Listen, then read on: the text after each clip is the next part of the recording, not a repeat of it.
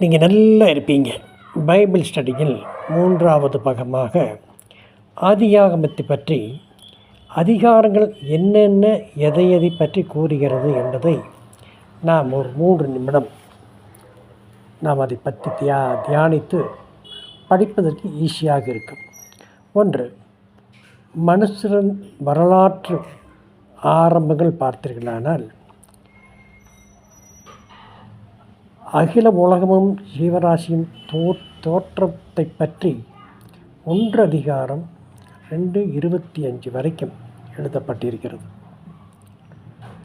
எல்லா படைப்புகளை பற்றியும் அதிகாரம் 1, 2, 4 அதை பற்றி குறிக்கிறது. அதே நாளில் ஆதாம் ஏவாளை படைத்தது பற்றி விளக்கம் பார்க்க வேண்டுமானால் 2வது அதிகாரம் 5வது வசனத்திலிருந்து 25வது வசனம் வரைக்கும் படிக்கலாம்.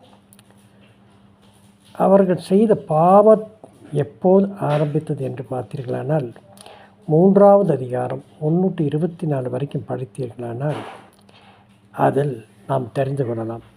அதில் ஒன்று சோதனையின் வீழ்ச்சியும் அதை பார்க்க வேண்டுமானால் 3வது அதிகாரம் 1-6.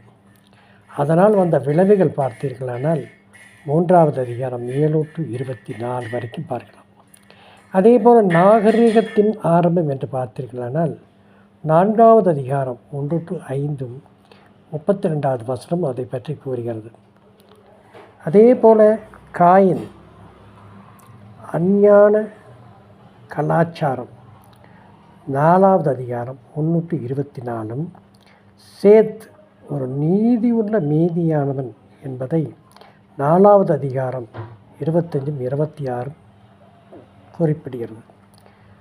பெருவெள்ளத்துக்கு அதாவது நோவா காலத்தில் பெருவெள்ளம் வந்ததே அதற்கு முன்னால் இருந்த வம்ச தலைவர்களின் வம்ச வரலாறு பார்த்தீர்களானால் 5வது அதிகாரம் 1-32 பெருவெள்ளம் ஆதிகாலம் நாகரிகத்தினால் உண்டான தேவனுடைய நியாய தீர்ப்பு பார்த்தீர்களானால் 6வது அதிகாரம் 1-8-19 வாய்கிறது. உலகில் நடந்த பெரிய அக்கிரமம் பார்த்தீர்களானால் 6வது அதிகாரம் 1-8 11-12 நோவா மீதியுள்ள நீதிமான்களை காக்கும்படியான ஆயத்தம் பண்ணது. ஏனால் நோவாவுக்கு மட்டுமே ஆண்டவருடைய கண்களில் கிருபை கிடைத்தது. அது 6வது அதிகாரம் 9-22 வரைக்கும். அதே போல் முடிவில் கொடுக்கப்பட்ட கட்டளைகளும் பெருவெள்ளமும் பார்த்தீர்களானால் 7-7வது அதிகாரம் 1-8 வரைக்கும் படிக்கலாம்.